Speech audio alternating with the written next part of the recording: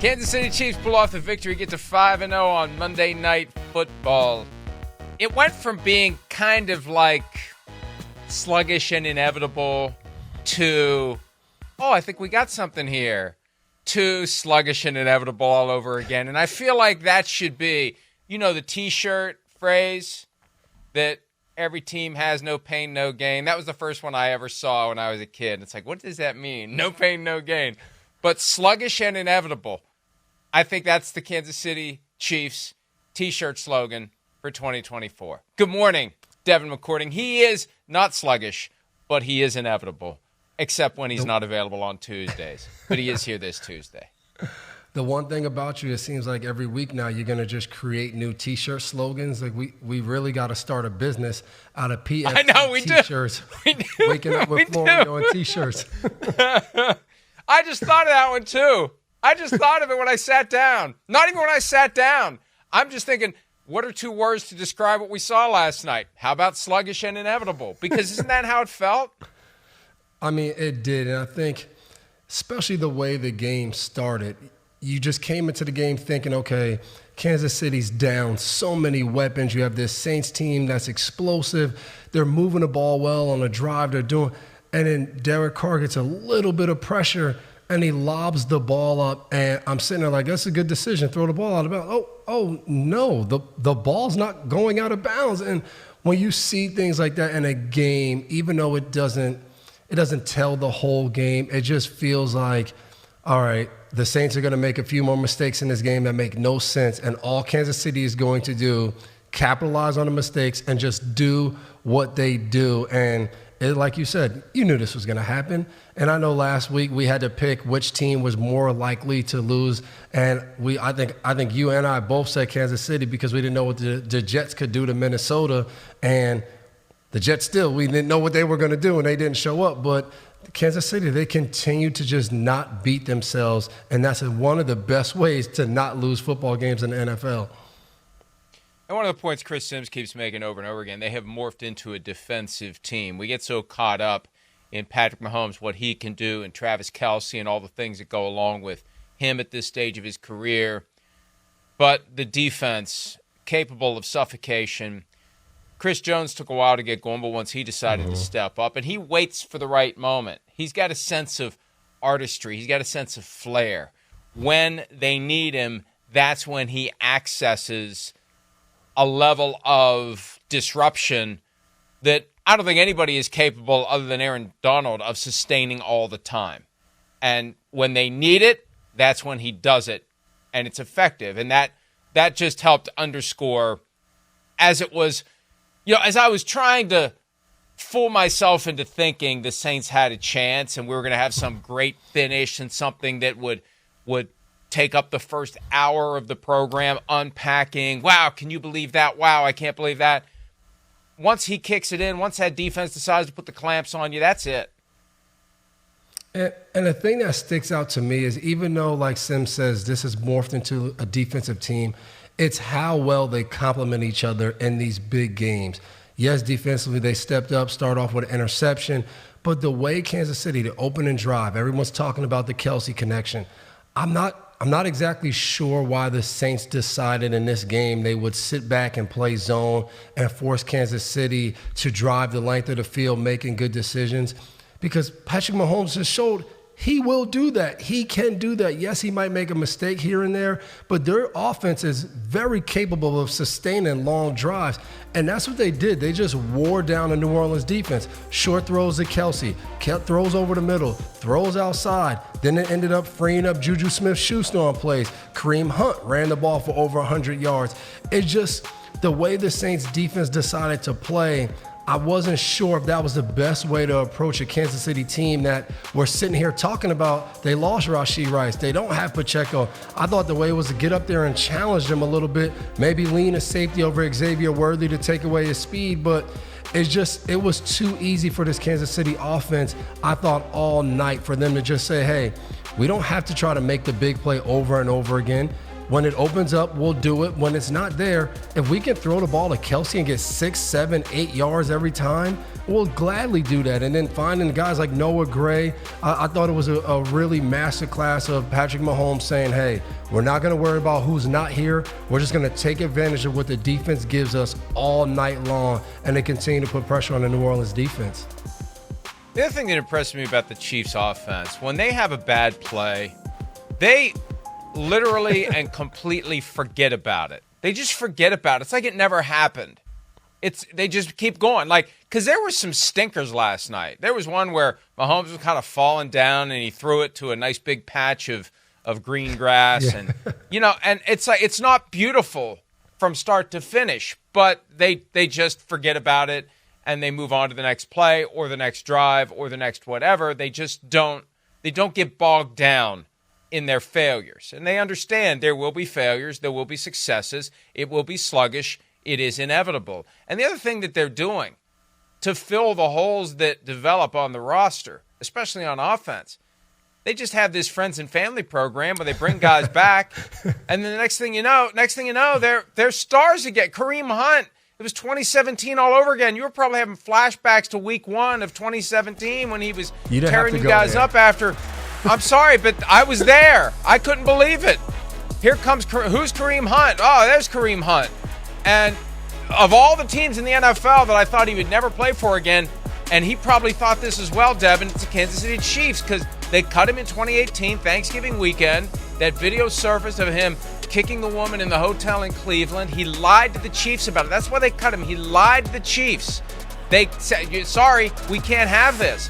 He told Lisa Salters last night. She relayed this story during the game. He never thought they would bring him back. Yeah. So not only do you get a guy who's still got gas in the tank, you got a guy who feels a sense of loyalty, which is going to cause him to work harder, run harder, do everything with a higher degree of passion and intensity. He gets 100-plus rushing yards in his second game back on the field. So, what are we going to do without Isaiah Pacheco? Hey, there's probably some guy out there that used to play for us that we can bring back who we can turn into a guy as good as he's ever been with us, if not better. Same thing goes to Juju Smith-Schuster. Exactly. And I agree with you 100% on even the first point you made about them not panicking over any bad play. There was a 2nd and 34 in the game. 2nd and 34. You usually say, hey, this series, this drive, it's really over. They complete a short throw, maybe get 8, 10 yards on 2nd and 34, and then you throw it to Kelsey, throws the ball across the field to P. Ryan for to get it a yard and a half, 2 yards away, and then go for it on 4th down. Like, that to me is utterly ridiculous. And then you speak about Juju Smith-Schuster. I was critical of the Patriots when they let Jacoby Myers go to the Raiders and they signed Juju Smith-Schuster, and it did not work out at all. He couldn't help or have any kind of impact for the New England Patriots offense. And it also is a reminder in this league, the difference a player can, look like, the impact he can have on where you're at. When you're around an offense that's just bad football everywhere, you usually look like a bad player too. You just fit right into what's going on there. You have to be really special to stand out on a really bad team. You put Juju Smith-Schuster back in Kansas City, all of a sudden, wide open. They decide at one point in the game that the New Orleans Saints are going to match Juju Smith-Schuster with the safeties. He gets Tyrann Mathieu one play, then he gets John Abram one play, and he runs a route. He gets open. He's open by like 5 yards on the play, and you're like, how's he wide open? It's like, hey, if you're going to match a safety up on me, I'm going to go win. Exactly what receivers should think. And I think I got to give a lot of credit to Juju Smith-Schuster. Seemed like his career could be kind of over when New England cut him. He said, no. This is a blessing. I'm going to go to Kansas City, reunite with Andy Reid, and come out and have over 100 yards receiving and make play after play on Monday night when everybody was watching this game. Really a credit to Juju Smith-Schuster. Another 2017 rookie who was a flavor of the month with the Pittsburgh Steelers, had a chance to be number one receiver, realized if you can't run fast enough to draw safety over the top, you really can't be a number one receiver. Stayed with Pittsburgh longer than I think many thought he would. Goes to Kansas City, gets paid. Goes to New England and gets paid. And I think that the explanation might be as simple as you bring a guy in and you try to jam him into your offense. Whereas in Kansas City, they tailor the attack to suit the guy. And they already knew the guy. So they know what he can do. They know what he can't do. And let's have him do the things he can do. And let's get the ball to him when he's open. If he's open, if he's the guy on the play who's open, he gets a ball last night. He gets it 7 times, 130 yards. It's amazing. It really is. It's three guys drafted in 2017. Mahomes in round 1, Smith-Schuster in round 2, and Hunt in round 3. And they had a need. They bring him back. Now, I don't think they had a particular need when they brought Smith-Schuster back. But it's just, hey, it's another guy that we can have underneath. We got all these guys who are going to stretch the field. This is another guy who can take advantage of that. If we're going to draw everybody deep, we got Kelsey and we got Smith-Schuster that we can get the ball to. But with Rashee Rice out, and they didn't bring in a replacement for him, creates opportunity. And Smith-Schuster, I started thinking last night, was this some kind of a long con by him to get out of New England and get back to Kansas City? Like, is he tanking so they'd cut him? Because you just assume he's done. And all the talk was, his knee, he can't run. Yep. The guy last night that I saw was running pretty well. Yep, and I agree. And as a player, it wouldn't have been a bad approach to get in a better situation. Hey, you see Kansas City, you see them over there, like, they're over there talking three-peat. We're over here talking rebuild in New England. It might be. We're talking 3 wins over there. If we're lucky. Exactly. And one of the things you started off the show talking about, Kansas City has turned into a defensive team, so we can't fall into the trap of only talking about what they did offensively. I thought Nick Bolton was an animal on the field last night. Almost it seemed like running play or short pass was being finished by him coming downhill, hitting somebody. And I think, again, this secondary, everyone had questions. I know I had questions when L'Jarius Sneed left because of the impact he had last year on saying, you know what, I'm taking this guy and I'm erasing him from the game. I'm going to get up there, I'm going to jam him, I'm going to be there all day. And it was like, how do they replace that? Yes, McDuffie was really good, but the duo was really good last year. Who becomes the second guy? And all they did was throw in Jalen Watson. He's been in there. Johnson's been in there. And they've all stepped up and made plays against this Saints offense that, obviously it hasn't looked the same as the first 2 weeks. But you look at Shaheed, every week he runs by somebody, and he did it again last night. But other than that one play, this defense made it hard for New Orleans Saints to drive the field, to get anything ever going and have a rhythm, even though the game just felt like it was close. And like you said, it felt like New Orleans would make a play or two to maybe take the lead or have like this huge moment at the end of the game. But Kansas City, complimentary football, said it Sunday night. When you have a good team and a championship-level team, they know how to complement each other. It doesn't mean it's just blowouts and you making every other team, every opponent look bad. It's these close games and different moments. At one point, it was 13-16, and somebody makes a play, whether it's on offense or defense. You make a play to change the game. And New Orleans, to me, the reverse side of that is it's a close game. We're going in at halftime, and Jamal Williams catches a ball, and he should stay in the end zone, but he doesn't stay in the end zone. He kind of, almost takes a knee, but he doesn't. That's complimentary football right there, because then a special teams play impacts your offense. They don't pick up a first down and get a drive going, gets the ball back to Kansas City, and none of that matters unless you take advantage, drive, and kick a field goal before the half. Like, those are different situations and plays that Kansas City makes to be a championship-level team and to go win a football game that other teams struggle to do. And you can speak to this better than I can. Not that the Patriots were ever on the wrong end of many two-score leads going into halftime, but you probably sensed it coming from the other team. You take a game that's a one-score lead as you're getting ready to go in and regroup, and then just like that, opportunity arises, and it's a two-score game. And I just feel like that changes the whole vibe of maybe both teams, especially the team that's losing. But that's how I think it's important to think of football in number of scores. The points are relevant, but how many times do we need to muster a scoring effort to get back into this game? You take a 6-point lead, you turn it into a 9-point lead, and I just think that changes everything about the atmosphere, the mood, the tone when you're going into the locker room to figure out what you're going to do in the final 30 minutes of football. it's everything we used to talk about in New England. If we can get the ball before the half, like you would sometimes take the field as a defense and there would be maybe 3 minutes and 30 seconds and Coach Belichick will come over there and remind you, we got to get off the field to get the ball back to our offense to have that 2-minute drive, however that happens.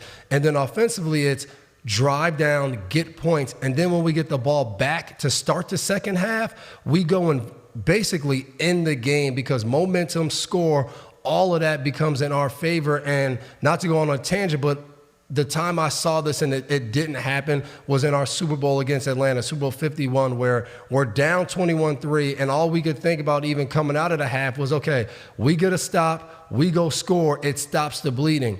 We get a stop on defense, we don't score, they get the ball back, and it goes to 28-3.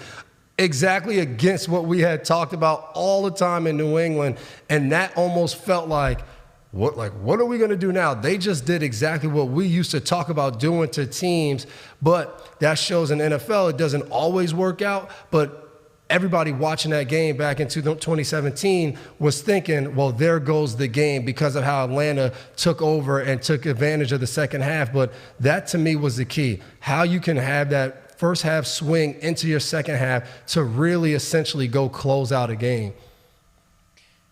And look, again, it felt like the Saints had an opportunity in the second half, and we'll break down a couple of the things that went well, but it was because of that systematic, although at times sluggish Chiefs offense that they got it done. Let's hear a little bit from Patrick Mahomes after the game on his two fellow classmates from the 2017 draft, and also a little bit from Juju Smith-Schuster himself on the unexpected big game he had. I think it's a credit to not only the guys, and how hard they work, but Coach Reed and just knowing their skill sets and how to put them in great positions. And, Kareem just runs extremely hard. He gets every yard out there, catches the ball, does whatever it takes in order to go out there and win. And then Juju, even when he wasn't getting as many reps, he was in the playbook. He was learning the things that he had lost over 1 year. But, y'all saw him 2 years ago. He fits in well in this offense. And so he did a great job today. So it was cool to get those guys going and then to step up. And it's going to be like that until we start getting some of these guys back. It's going to be everybody's going to have to step up and make plays. I was okay just being, the leader in the room. I was okay with just, being the raw guy. I try to help, our young guys to get right. And, yeah, you're right. I think when the opportunity presents itself, I want to step up. I love like the adversity. I love being down. I love the doubts. I've always, bet on myself. I came here on a 1-year deal, bet on myself, and it worked out for me. So coming back here was kind of like a no-brainer. And, when I love the pressure my teammates, they put on me, it helps me make me a better person. Yeah, what a story, too. And as there was something about Mecole Hardman that came up recently. Oh, it was on the weekend when the final injury report showed for the Monday night game he was questionable to play, had a knee injury, he'd missed practice on Friday, and it's like, hey, there's a blast from the past, too. Now, he's not contributing the same way Juju was last night, but he catches the game-winning touchdown in the Super Bowl, and he's kind of available in free agency. And I pulled up the depth chart. Like, he and Juju Smith-Schuster are buried on the depth chart. That's what makes what Juju did last night even more remarkable. They're both listed as third stringers on the depth chart for the Kansas City Chiefs. And Kareem Hunt's listed as second string to Samaje Perine. It really is just amazing. They treat each game, I think, Devin, like its own thing, and opportunities arise. And I feel like with Kansas City, you get rewarded in game. If you're making it happen that night, they have a keen sense of understanding. He's on it tonight. Let's keep finding ways to get him the ball, whether that's something Andy Reid's thinking on the sideline, Patrick Mahomes is thinking on the field, they're talking about when they're together, or it's just this visceral sense that's unspoken that, hey, and football is pretty simple. Figure out who's having a good game. Figure out who the planets have lined up for. Figure out who's got the right biorhythms and just get that guy the football. And those are the good offenses we watch. We watch some of these other offenses that it feels like, hey, man, like that guy's really got it going today. But, we have this superstar on the other side that we got to make sure he gets the ball. We got to make sure we feed him. And sometimes we watch that and we're just like, why though? Like, he's a superstar. It's just not his day today. But you think about Kansas City over the years, whether it's been Chris Conley, whether it's been Justin Watson, there's been some of these games through years that these guys have come in and you'll be like, I'm not really sure who this guy is, but they have trust in him. They developed them maybe over the years, and the guy steps in usually on a big night like last night. Hi, it's Mike Florio. Thanks for watching PFT on YouTube. Hit subscribe for the latest news and analysis from Pro Football Talk.